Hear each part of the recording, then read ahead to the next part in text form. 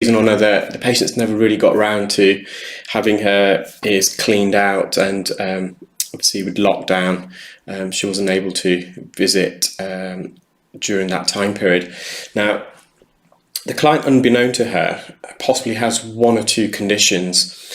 She either has a canal cholesteatoma, which is very rare, or more likely she has a condition called benign osteotitis. So some of you may already know and heard of a cholesteatoma. Cholesteatoma is a collection of dead keratin that generally collects in the attic region, so the top part of the eardrum. When the eardrum becomes retracted, there's a pocket at the top of the eardrum, and as dead skin sheds, typically it migrates out of the ear. But if you've got a retraction pocket, this dead skin can collect at the roof in the attic of the eardrum. It can then get infected and it can cause serious problems. You may have seen some of my other videos of patients who previously had a cholesteatoma and how enlarged the ear canal became near the eardrum in the attic region. With a canal cholesteatoma, it does obviously warrant urgent treatment, but it is very rare. Cholesteatoma, as I said, normally occurs in the eardrum region in the attic, but very occasionally it can also occur in the ear canal. So you'll see that a bit later on as I remove this outer layer of wax. So it's either a canal cholesteatoma, or, as I said before, it's more likely benign osteotitis. So benign osteotitis is when the floor of the ear canal becomes exposed and infected, and debris can collect in that widening, that crater that's created. So just to explain what benign osteotitis is in a bit more detail, so the tympanic plate bone, which makes up the floor of the bony part of the ear canal, can sometimes have a poor blood supply, and as such it undergoes a process called avascular necrosis. So because that bone is not receiving the adequate blood supply, the bone becomes dead, it dies, and it then just falls out in pieces, and therefore creating a widening, an expansion of the base of the floor of the ear canal. And you'll see that in a moment. So once I remove this wax, it'll become more evident. That dead bone, it typically dies over months, years, so it's not a quick process.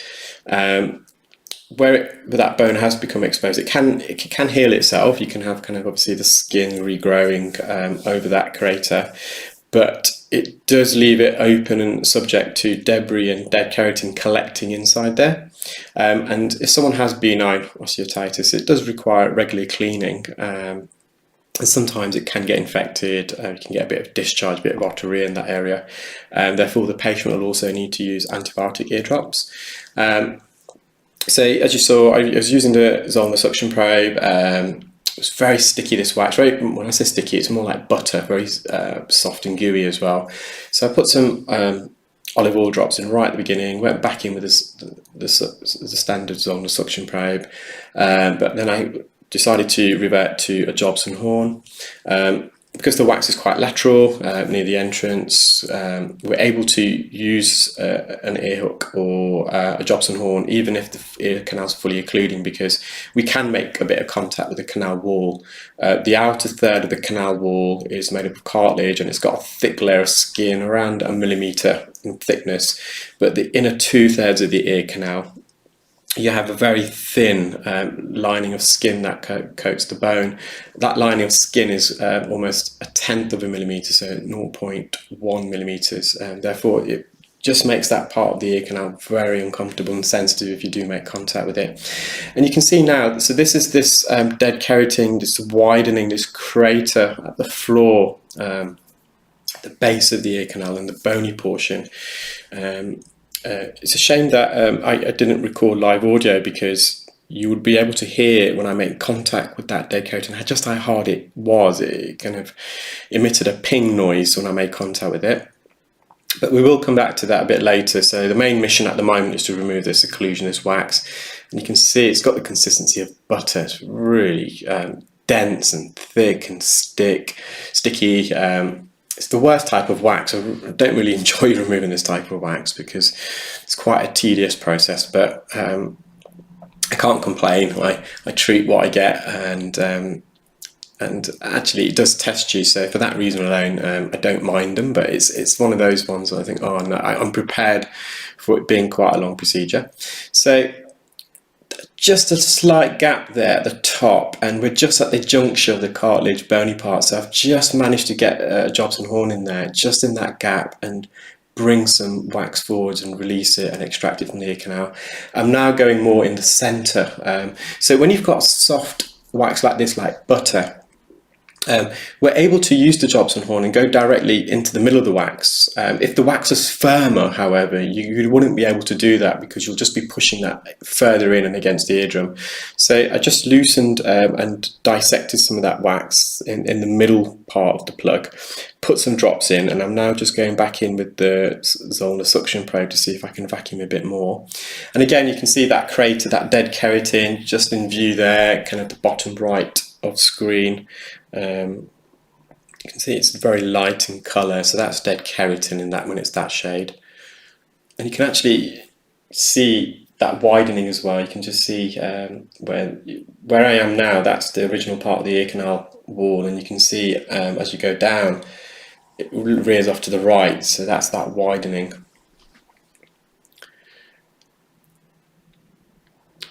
So all I'm trying to do here is just trying to loosen this wax off the canal wall. It's very hard to use different instruments. A bit later on I managed to, you can just see, I'll just go back to that, you can see that I was just wiggling the Zollner suction probe, and that's because it got blocked, so I just wiggled it whilst it was in the ear to try and unblock it, and it did. You can imagine if you've got a container full of butter or margarine, and you can just use a spoon and scoop that out, and you're not worried if you make contact with the base of the container. But imagine that base of the container being a very sensitive part of your ear, and also your eardrum. You can't just go right to the bottom of the container and scoop it and scrape it, because if it was your ear, because it would be very uncomfortable, be causing bleeding, bruising, possibly perforating the eardrum. So here we kind of have to rely more on suction, which is not ideal, as I said, because of the consistency of the wax. I think in total I used drops, both sodium bicarbonate and olive oil drops, I think 3 or 4 times during the entire procedure, just softening layer by layer. So you'd find that you put some drops in, it softens a layer of wax, you're able to remove that, and then the layer beyond it again, you just have to soften that again. You can see just how mushy that is. It's just like wet mud. It's a horrible consistency. I'm sure my colleague, my co-director of Clearwax, won't mind me saying, he's an ENT surgeon, Mr. Darius Rajali, and this is the same type of wax he has, and I'm quite often having to remove it for him. And his ears are much narrower, so it's a bit more of a complex procedure in his ears. So just at the roof of the ear canal, I've noticed this wax is a bit firmer, it's a bit harder, a bit drier compared to the rest of the plug of wax, and there's a few hairs matted there. So I'm just trying to go right to the roof of the ear canal, and we're quite deep in the ear, so we're probably about 2 centimeters in, so we are in the bony part of the ear canal. Just trying to bring this forwards, trying to create a little gap at the top so I can use another instrument to then get in behind the wax. So just tube got blocked, so I'm just going back in with the Zollner suction probe, and again I'm just trying to get a suction grip and then just peel this forward, see if I can bring it down.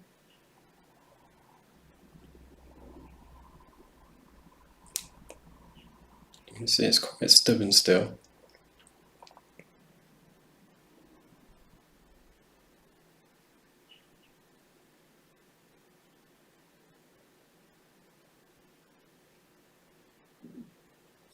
And here we are. I've just managed to rotate this plug, and that's because this part of the wax is a bit firmer and harder, so I was able to get a suction grip. And in the distance you can now see the eardrum.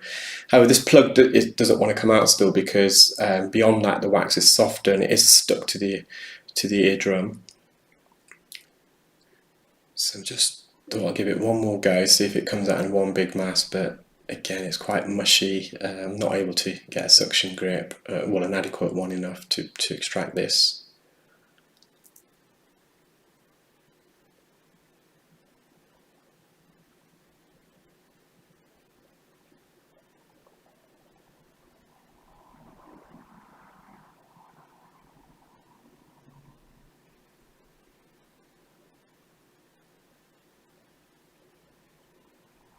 And see, there's a few hairs there as well that's also matted, which makes it a bit harder sometimes to get a suction grip.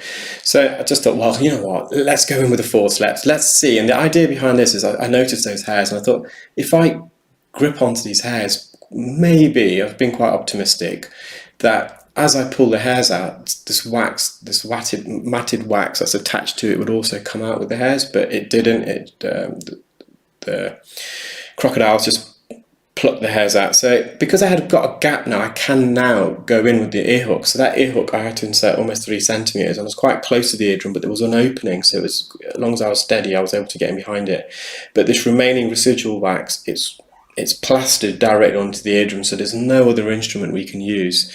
We can't use a Jobson horn, we can't use an ear hook, because we just can't get in behind this, because if we do, there's no option but to make contact with the ear canal wall.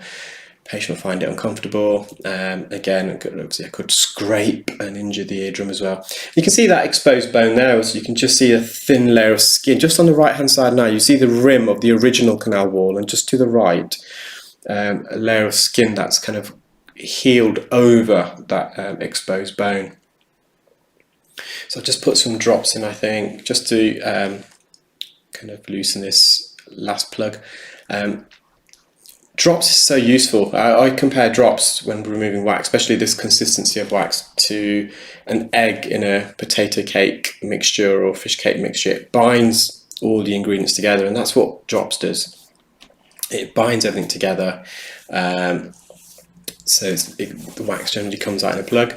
So this is this bony part, this is this dead keratin, and it's rock solid, it really is. So refer the patient to ENT, because we need to rule out both possible canal cholesterol, which is very, very rare, and as I said, more likely this is benign osteotitis. However, prior to seeing it, and you can probably just tell there when I was just hovering over the suction probe just how hard that was. It was just gliding over the top. So the patient's been advised to use sodium bicarbonate earwax drops. Sodium bicarbonate is really, really good with dead skin, better than olive oil. She needs to use it 3 times a day for 3 weeks, even before seeing an ENT doctor. And hopefully ENT, by that stage, that keratin will be really soft and they'll be able to remove it. If not, they'll have to get the patient to use drops for a bit longer. Patient will return, they will remove that keratin and then examine this crater, this expanded, corroded part of the ear canal, possibly undergo a CT scan just to make sure there's no underlying damage to any of the structures there. I hope you enjoyed that video, guys, and you're all having a good weekend.